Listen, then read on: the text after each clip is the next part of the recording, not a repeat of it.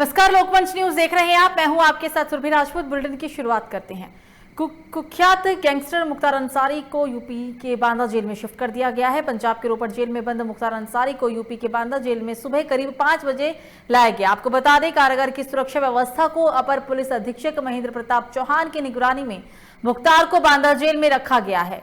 तो वहीं जेल में सुरक्षा के पुख्ता इंतजाम भी किए गए हैं। पूरे कारागार में सीसीटीवी कैमरा और भारी पुलिस बलों की भी तैनाती की गई। और इसके साथ ही आपको बताते चले कि यूपी में डीजी जेल खुद लखनऊ में अब मुख्तार अंसारी पर मॉनिटरिंग की जाएगी। मॉनिटरिंग जो है वो लखनऊ से मुख्तार अंसारी पर की जानी है और इसी के तहत ही सीसीटीवी कैमरों का भी पुख्ता इंतजाम किया गया है। हम आपको ये तस्वीर दिखा रहे हैं यूपी के बांदा जेल की, जहां मुख्तार अंसारी की सुरक्षा को लेकर भारी पुलिस बल की तैनाती भी की गई है। आज सुबह ही 5 बजे मुख्तार अंसारी को बांदा जेल में शिफ्ट किया गया।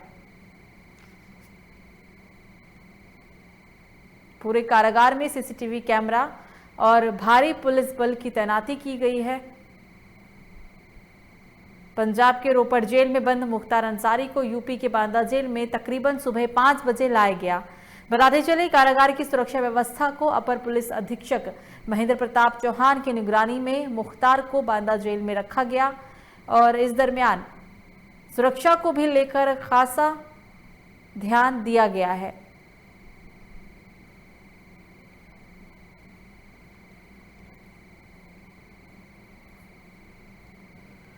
तो वहीं मुख्यमंत्री नीतीश कुमार की अध्यक्षता में बिहार कैबिनेट की बैठक हुई। इस बैठक में कुल 8 एजेंडों पर मुहर लगी है। स्वास्थ्य विभाग के कार्यालय, अस्पताल में अनुपयोगी मशीन, एम्बुलेंस एवं सभी प्रकार के वाहन को रद्दी घोषित करने हेतु समिति गठन करते हुए नीलामी प्रक्रिया भारत सरकार के उपक्रम MSTC के माध्यम से ऑक्शन कराने की स्वीकृति दी गई। बिहार कैबिनेट में वृद्धजनों के आश्रय स्थल को लेकर भी जिला मुख्यालय में 100 बेड और अनुमंडल में 50 बेड अर्थात 6,950 आवासन क्षमता वाले 139 यूनिट का संचालन की भी स्वीकृति दी गई। इसके अलावा सामान्य प्रशासन विभाग में 32 पदों के सृजन की भी स्वीकृति मिली है। तो बैठक में कुल 8 एजेंडों पर मुहर लगाई गई है।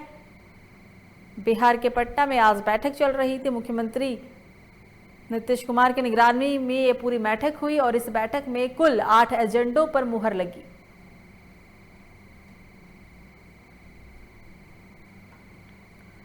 तो वहीं देश में बढ़ते कोरोना मामलों को लेकर बसपा सुप्रीमो मायावती ने ट्वीट किया है और केंद्र और राज्य सरकारों को कोविड के बढ़ते मामलों को गंभीरता से लेने की भी नसीहत भी डाली है। साथ ही मायावती ने ट्वीट में लिखा है कि लोगों को भी कोरोना को गंभीरता से लेना चाहिए। मायावती ने अपने ट्वीट में लिखा है कि देश में कोरोना वायरस के बढ़ते प्रकोप को केंद्र व राज्य सरकारों के साथ साथ लोगों को भी इसे अति गंभीरता से लेने की जरूरत है, किंतु खासकर चुनावी रैली व रोड शो आदि में कोरोना नियमों के घोर उल्लंघन के प्रति निष्क्रियता अति दुखद व चिंताजनक, उचित ध्यान देने की जरूरत। ये ट्वीट किया है बसपा सुप्रीमो मायावती ने, क्योंकि जिस तरीके से पूरे देश में लगातार कोरोना का प्रकोप बढ़ता जा रहा है और इसी को देखते हुए ये ट्वीट किया गया। और इस दरमियान उन्होंने केंद्र सरकार, राज्य सरकार को नसीहत भी दी और साथ ही साथ लोगों से भी कोरोना गाइडलाइन को मानने की अपील की है उन्होंने।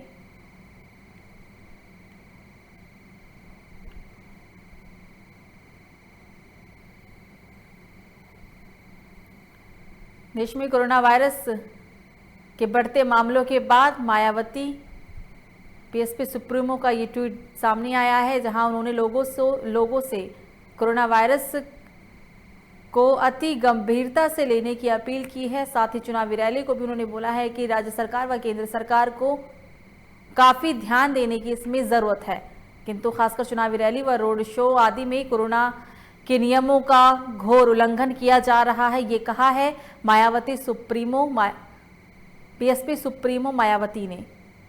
खासकर चुनावी रैली और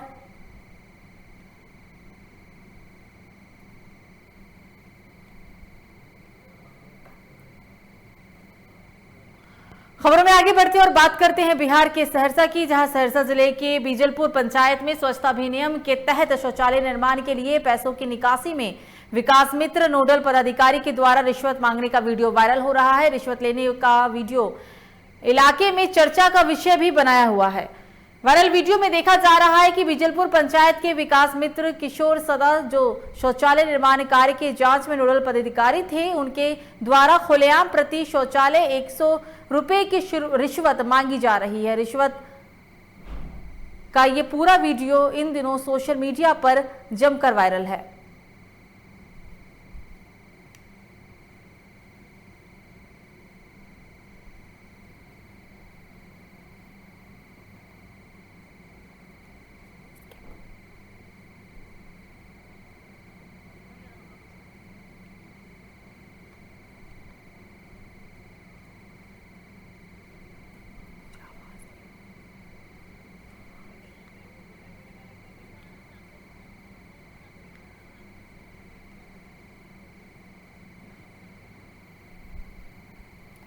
अब खबर कुंभ नगरी हरिद्वार की, जहां कुंभ नगरी हरिद्वार में बैरागी साधु संतों की पेशवाई निकाली गई, जिसमें लोगों ने ढोल नगाड़े के साथ देश में कोने कोने से आए साधु संतों का जोरदार स्वागत किया। इस रैली की शुरुआत भपतवाला से शुरू होकर पूरे शहर का भ्रमण करते हुए बैरागी कैंप पहुंची। वहीं श्रद्धालुओं ने जगह जगह इकट्ठा होकर बैरागी साधु संतों का स्वागत भी किया है और इस दौरान बैरागी साधु संतों के स्वागत के लिए हेलीकॉप्टर से पुष्प वर्षा भी की गई। इस मौके पर लोकमंच न्यूज के संवाददाता ने इस पेशवाई में तीनों अखाड़ों के श्री महंत से बातचीत भी की है। आप भी सुनिए ये बातचीत। हरिद्वार के अंदर और बैरागी जो संत हैं उनकी ये जो पेशवाई निकल रही है, यहाँ पर हमारे साथ श्री महंत है, राजेंद्र दास जी हैं, तो बात करते हैं। गुरु जी, पेशवाई निकल रही है, क्या महसूस कर रहे हैं? बहुत ही भव्य और दिव्यता वैष्णव जो है तीनों अखाड़ों के आज जो है गृह प्रवेश हुआ है। इसमें भारत भर से आए हुए साधु संत समस्त बुद्धिजीवी को कोरोना काल देखते हुए यह पावन रूपी कुंभ में आए और जो है डुबकी लगाएं और अपने जीवन को कृतार्थ करें। गुरु जी, आप भी हमारे साथ हैं। गुरु जी, आज पेशवाई है, तो आगे कार्यक्रम क्या रहेंगे? आज कार्यक्रम है कि आज से मेला शुरू हो गया, सब साधु आ गए, अब सब मंगलमय होगा, हनुमान जी आ गए, सब हो गया, मेला बहुत सकुशल होगा। तो ये थे हमारे साथ ये श्री महंत थे जो ये बता रहे थे। इनकी आज पेशवाई थी और पेशवाई के अंदर इन्होंने आज जो नगर भ्रमण था इनका, और सब लोग जो नगर के लोग स्वागत कर रहे थे इनका, और अब इनके आगे के जो कार्यक्रम है वो शुरू हो जाएंगे और इसके बाद इनके सारे जो कार्यक्रम है, स्नान है, वो भी आएंगे और ये सब आगे आगे देखने को मिलेगा। कैमरा पर्सन के साथ मैं मनीष लागान, लोकमंच हरिद्वार। तो वहीं उत्तराखंड के विकासनगर पहुंचे किसान नेता जगतार सिंह ने विकासनगर में प्रेस वार्ता की, जिसमें उन्होंने मीडिया को संबोधित करते हुए कहा कि केंद्र की मोदी सरकार किसान विरोधी सरकार है। जब तक मोदी सरकार तीनों कानून को वापस नहीं ले लेती, तब तक देश का किसान चैन से नहीं बैठेगा। मोदी सरकार का दावा है कि निजी मंडियां बनने से किसानों को एक वैकल्पिक मंडी मिल जाएगी, बेहतर रेट मिलेगा और आमदनी दोगुना हो जाएगी, लेकिन ये सच नहीं है। तो विकासनगर उत्तराखंड में मीडिया को संबोधित करते हुए इस दरमियान मोदी सरकार पर जमकर हमला किया है। निजी मंडियां बनने से किसानों को एक वैकल्पिक मंडी मिल जाएगी, बेहतर रेट मिलेगा और आमदनी दोगुना हो जाएगी, लेकिन ये सच है कि एमएसपी की घोषणा भी समाप्त हो जाएगी और इन निजी मंडियों में फसल का रेट ठेका कानून की धारा 3 व 5 के अनुसार सरकारी एमएसपी पर तय नहीं होंगी। खेत का विषय ये भी है कि नरेंद्र सरकार आत्मनिर्भर भारत के विकास के नाम पर कॉरपोरेट तथा विदेशी कंपनियों को बढ़ावा दे रही है, जबकि वही असली परजीवी भी है, ये कहा गया है किसान द्वारा। कि किसानों को, मजदूरों को और जो उपभोक्ता वर्ग है उन सबको एक बताने का लक्ष्य है कि ये आंदोलन जो है ये सिर्फ किसान का नहीं है और जिसकी खेती है सिर्फ उसका नहीं है। इस कानूनों से, इन तीनों कानूनों से सारा जो ताना बाना है वो बिगड़ जाएगा, महंगाई चरम पर होगी, खेती किसानी जो है वो एक हिसाब से कॉरपोरेट्स के कब्जे में होगी। तो हमारा मानना ये है कि ये गुलामी की आहट हैं ये तीनों कानून, तो उसके प्रति जागरूक किया जा रहा है लोगों को।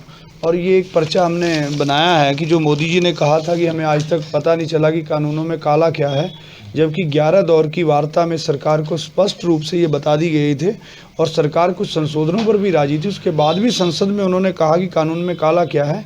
ये भारत के इतिहास में एक गैर जिम्मेदार प्रधानमंत्री ने इस तरीके से बोला है।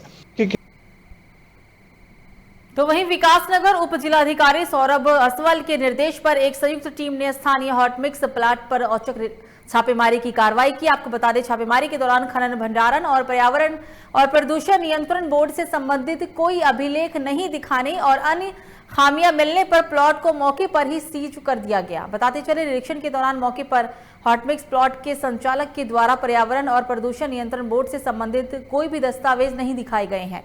उपजिलाधिकारी सौरभ असवल ने कहा है कि हॉटमिक्स प्लॉट बिना अनुमति के ही संचालित किया जा रहा था और जिसकी वजह से काफी प्रदूषण भी दूषित हो रहा था।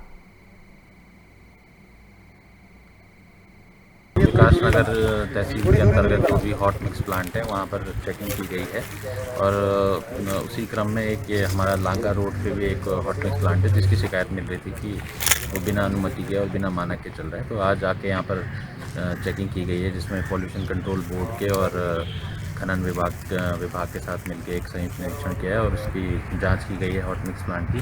तो उसमें मौके पे कोई भी अनुमति या किसी भी प्रकार की परमिशन नहीं दिखा पाए हैं, तो इस वजह से प्लांट को सीज कर दिया है। तो वहीं सीतामढ़ी में कोरोना की बढ़ती रफ्तार की चेन को तोड़ने के लिए अब जिला प्रशासन पूरी तरह से एक्शन मोड में दिख रहा है। डीएम और एसपी ने सभी थाना अध्यक्ष को निर्देश देते हुए कहा है कि सख्ती से कोरोना नियमों का पालन कराया जाए। सभी थाना अध्यक्ष उसके बाद निर्देश का पालन करने के लिए सड़क पर उतरे। मर्यादा पथ स्थित जिन दुकानदारों एवं बाइक चालकों ने भी मास्क नहीं लगाया हुआ था उनसे जुर्माना भी वसूला गया। जुमरा थाना प्रभारी नवलेश कुमार आजाद ने कहा है कि बढ़ते कोरोना संक्रमण को देखते हुए मास्क चेकिंग भी की जा रही है।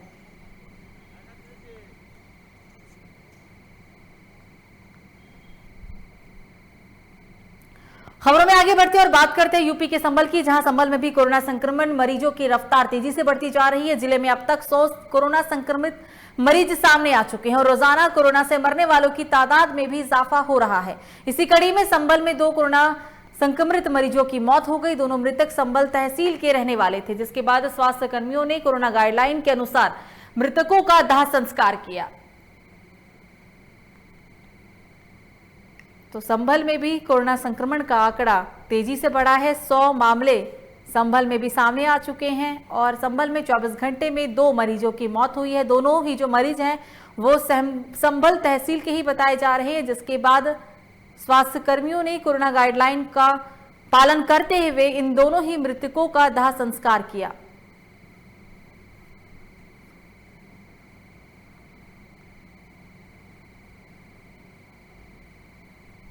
जिले के आलापुर विधानसभा क्षेत्र के हथियाराज गांव निवासी डॉक्टर मिथिलेश त्रिपाठी को जिला अध्यक्ष पद की जिम्मेदारी सौंपी गई, जिसको लेकर उन्होंने एक बयान देते हुए कहा है कि पार्टी ने उन्हें जो जिम्मेदारी सौंपी है उसके निर्वहन के लिए कार्यकर्ताओं को एकजुट करने का प्रयास करेंगे और साथ ही प्रदेश में होने वाले पंचायत और विधानसभा चुनाव में पार्टी की बड़ी सफलता दिलाने के लिए भी वो प्रयास करेंगे।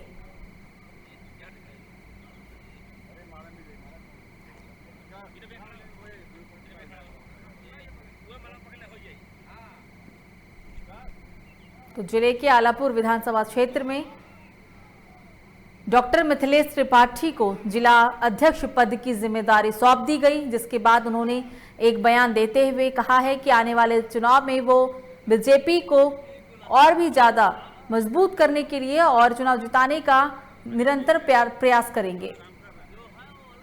तो प्रत्येक कार्यकर्ता का सम्मान ये हमारे लिए प्राथमिकता है और कार्यकर्ता के आधार पर आज दुनिया की सबसे बड़ी पार्टी है भारतीय जनता पार्टी, तो केवल कार्यकर्ताओं के आधार पर आज कार्यकर्ता गांव-गांव गली-गली में सब जगह सरकार की उपलब्धियों को लेकर आम जनमानस के लिए कार्य कर रहे हैं। ये बड़ी उपलब्धि पार्टी के लिए कि भारतीय जनता पार्टी का जो कार्यकर्ता है केवल नेता नहीं है, वो समाज के प्रत्येक व्यक्ति के लिए चिंतित रहता है और जो सरकार की योजनाएं गाँव गरीबों तक पहुँचाने का संकल्प है वो भारतीय जनता पार्टी का कार्यकर्ता पूरा कर रहा है। अगली खबर अलीगढ़ से है, जहां कक्षा 8वीं की 13 साल की छात्रा पिछले 6 साल से अलीगढ़ जिले से लेकर आगरा जोन के साथ ब्लॉक स्तर पर खो-खो और कबड्डी के खेल में 19 गोल्ड और सिल्वर मेडल हासिल कर चुकी है। आपको बता दें कि जीते हुए मेडल में 17 गोल्ड और 2 सिल्वर मेडल है और घर की दीवारों पर सजे मेडल छात्रा के हुनर के साथ प्रतिभा और उसकी काबिलियत को भी दर्शाते हैं। मेहनत कर मजदूरी करने वाले माँ बाप भी अपनी इस बेटी पर गर्व महसूस करते हैं। अभी तक मैंने 19 मेडल प्राप्त किए हैं और उनमें उसमें भी 17 तो गोल्ड हैं और 2 सिल्वर हैं। अच्छा बेटा, क्या क्या कार्य करती हो आप इसके खेल के साथ?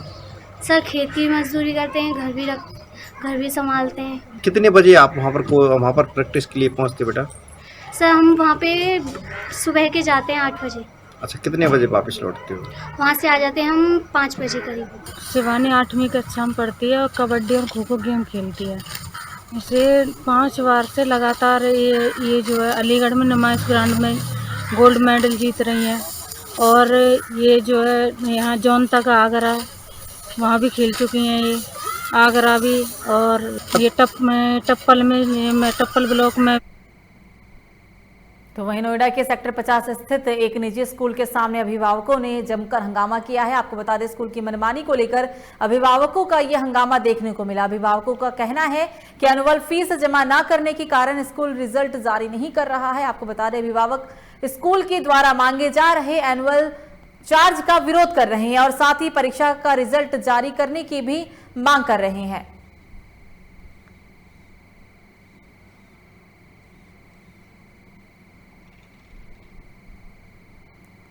तो वहीं हरदोई के पाली थाना इलाके में रहने वाले 2 फौजी भाइयों ने अपनी ही पैतृक जमीन पर अवैध कब्जा का आरोप लगाते हुए पुलिस अधीक्षक से कार्यवाही करने की गुहार लगाई है। कब्जे का आरोप फौजी भाइयों के पड़ोस में ही रहने वाले 2 युवकों पर लगाया गया है। आपको बता दें, दोनों फौजियों का आरोप है कि वो लोग काफी समय से भटक रहे हैं, लेकिन उनकी सुनवाई नहीं हो रही है, जिसके बाद पुलिस अधीक्षक ने पूरे मामले में पाली के प्रभारी निरीक्षक के कार्यवाही के लिए निर्देशित भी किया। हालांकि फौजियों ने पाली के प्रभारी निरीक्षक पर भी अभद्रता करने का आरोप लगाया।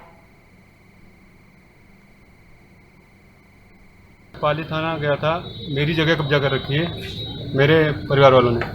मैं उसको जब मैं सुलासरा मोहल्ले से हूँ, पाली से, तो मैंने उनको बोला कि मैं आ रहा हूँ, मैं अपना मकान बनवाऊंगा। उनके पास कोई रजिस्ट्री नहीं है, कोई कुछ नहीं है। मैं साहब के पास गया थाने पे, तो उन्होंने बोला कि आप एसडीएम साहब से लिखा हुआ, ये राजस्व का काम है। एसडीएम साहब के पास गया तो एसडीएम साहब बोले ये पुलिस का काम है, राजस्व का काम नहीं है। तो उसके बाद में फिर सीएम आवास गया। सीएम आवास से उन्होंने भेजा है कि एसपी साहब से मिलो, आप एसपी साहब कुछ करेंगे। तो यहाँ एसपी साहब के पास आया हूँ। अभी जो एसपी साहब ने फ़ोन किया था कि आप एसएचओ साहब से मिल लो, जाके देखते हैं क्या होता है। मैं लखनऊ कोर्ट गया, जो लखनऊ कोर्ट का आदेश लेके आया मैं, उसके बाद ये जो है नाप करने आया, खाना पूर्ति करके चले गए। ठीक है, उसके बाद जो है अभी मैं जस्ट जो मुख्यमंत्री आवास किया, जो वहाँ गया, जो 3 दिन से दौड़ रहा हूँ वहाँ पे, जो है ना ही मुख्यमंत्री साहब मिला, कोई मिला। उसके बाद में जो है मैं फिर वापस आया, एसपी साहब रिपोर्ट लगाई। अभी जो एसपी साहब ने जो सीधे बात बता दी, वहाँ पे फ़ोन कर दिया। अभी मैं जाऊँगा एसएचओ के पास, ठीक है। और जो मैं शुक्रवार गया एसएचओ के पास, जो तो वहाँ पर जाकर मैंने जो एक एप्लीकेशन दी। एप्लीकेशन देने के बाद जो एसएचओ साहब बोले मेरे को, आप जो है भर्ती का धौंस दिखा रहे हैं, हमको उठा के चालान काट देंगे आपका। ठीक है, एक बार भी बच्ची को ये बुला के नहीं पूछा उन्होंने कि भाई तुम जो है किसी कब्जा कर रखे हो, क्या मैटर है, क्या। यूपी और उत्तराखंड के बॉर्डर के समीप पट्टी कला घोसीपुरा के गांव में कुछ उपद्रवियों गांव में बने मंदिर में स्थापित मूर्तियों को तोड़ दिया है। कहा जा रहा है कि गांव का माहौल बिगाड़ने की कोशिश में उपद्रवियों ने इस घटना को अंजाम दिया। वहीं इस घटना की सूचना मिलने के बाद मौके पर पहुंची पुलिस फोर्स इस मामले की जांच पड़ताल में जुट गई है। आपको बता दें, कुछ असामाजिक तत्वों ने गांव का माहौल बिगाड़ने का प्रयास किया और मंदिर के अंदर रखी मूर्तियों को तोड़कर मौके से फरार हो गए। बताते चले, पूरा मामला यूपी उत्तराखंड के बॉर्डर के पास पट्टी कला घोसीपुरा गांव का है।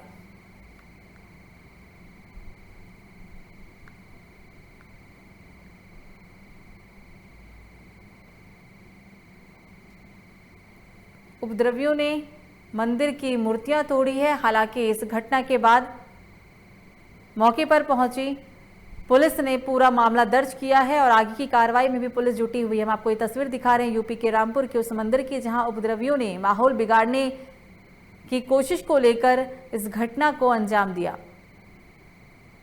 ये पूरा मामला यूपी के रामपुर का है।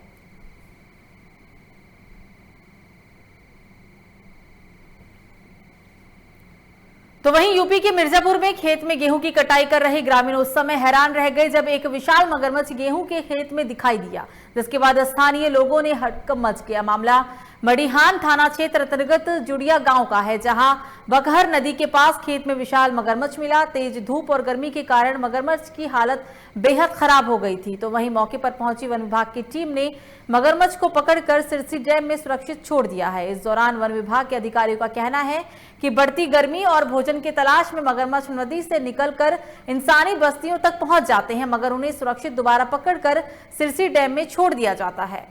ये तस्वीर यूपी के मिर्जापुर की, जहां गर्मी के कारण ये मगरमच्छ गेहूं की खेत में मिला। हालांकि मगरमच्छ को देखने के बाद पूरे इलाके में हड़कंप मच गया।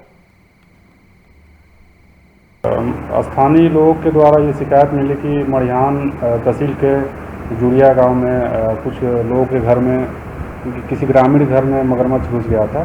तो ये इसको संज्ञान में लेते हुए हमने तत्काल एक टीम को भेजा और उन्होंने उसको रेस्क्यू करके अगले दिन मतलब उसको सिरसी डैम में उसको सुरक्षित उसके वासस्थल में छोड़ दिया गया है। इसमें कोई जनधन की कोई हानि नहीं हुई है किसी को। इसमें थोड़ा सा जैसे टेम्परेचर भी बढ़ रहा है तो मगरमच्छ और उनको शिकार के लिए कुछ न कुछ चाहिए, नहीं मिलता है तो उसकी वजह से वो लोग फिर गांव की तरफ बढ़ते हैं नदी में से निकल के। अब आपको यूपी में आग के तांडव के बारे में बताते हैं। यूपी के कुशीनगर में 2 जगहों पर, इसके साथ ही बलिया, बिजनौर, एटा और जालौन में आग लगने की खबर ने लोगों को परेशान कर दिया है। अलग अलग कारणों से लगी आग में लाखों सामान जलकर खाक हो गया है। कुशीनगर में एक मकान में आग लगी तो वहीं दूसरी जगह खेत में खड़ी फसल जलकर राख हो गई। वहीं एटा की अगर हम बात करें तो एटा में चलती कार आग का गोला बन गई। हालांकि इन सभी घटनाओं में किसी के जान माल की हानि नहीं हुई है, लेकिन लाखों का सामान जलकर जरूर खाक हो गया। आपकी टीवी स्क्रीन पर ये 6 तस्वीर है यूपी के अलग अलग जिलों की। पहले तस्वीर कुशीनगर, दूसरी तस्वीर बलिया, तीसरी तस्वीर बिजनौर, चौथी एटा, 5वीं जालौन और छठी कुशीनगर। ये 6 तस्वीर यूपी के अलग अलग जिलों की। कहीं गैस के रिसाव की वजह से, सिलेंडर के रिसाव की वजह से आग लगा है तो कहीं अज्ञात कारणों की वजह से खेत में आग लग गया, लेकिन आग लगने की वजह से लाखों का सामान जलकर खाक जरूर हो गया है। हालांकि इन सब के बीच अच्छी बात यह रही है कि किसी भी प्रकार की कोई जान माल का नुकसान नहीं हुआ है, लेकिन फिर भी लाखों की संपत्ति जलकर लोगों की राख जरूर हो चुकी है। 6 तस्वीर आपकी टीवी स्क्रीन पर यूपी के अलग अलग जिलों की दिखा रहे हैं हम। एक तस्वीर कुशीनगर की है, दूसरी बलिया, तीसरी बिजनौर, चौथी एटा, तो वहीं 5वीं जालौन और छठी कुशीनगर। कुशीनगर से 2 घटनाएं सामने आ रही है और 4 जो घटनाएं हैं वो यूपी के अलग अलग जिलों से हैं। हालांकि इन 6 की 6 घटनाओं में मौके पर पहुंचे जैसे ही इस बात की जानकारी दमकल विभाग की कर्मियों को लगी, दमकल विभाग की कर्मी जो है वो मौके पर पहुंचे और कड़ी मशक्कत के बाद आग पर काबू पा लिया गया। लेकिन आग लगने की वजह से लाखों की संपत्ति जलकर राख जरूर हो चुकी है। कहीं जो आग है वो सिलेंडर लीक होने की वजह से लगा है तो कहीं चलती हुई कार अचानक आग का गोला बन गई।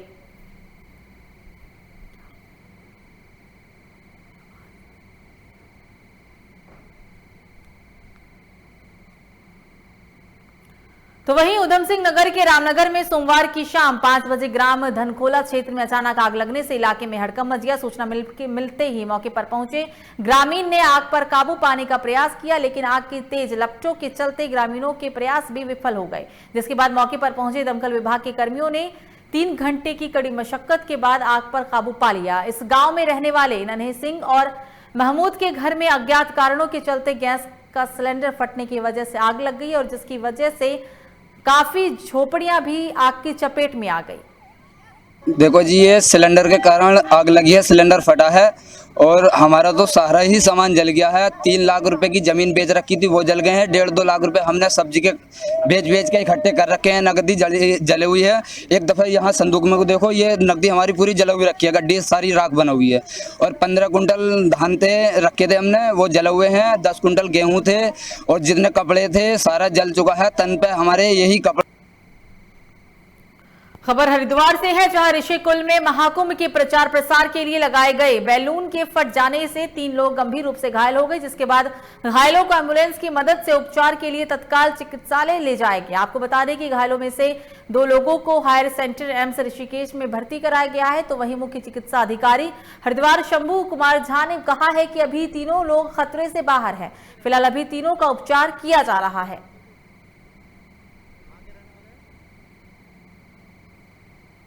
तो वहीं मुंगेर पुलिस ने छापेमारी की कार्रवाई कर एक आरोपी को गिरफ्तार किया है और उसके कब्जे से अवैध असलाहा बरामद भी किया गया।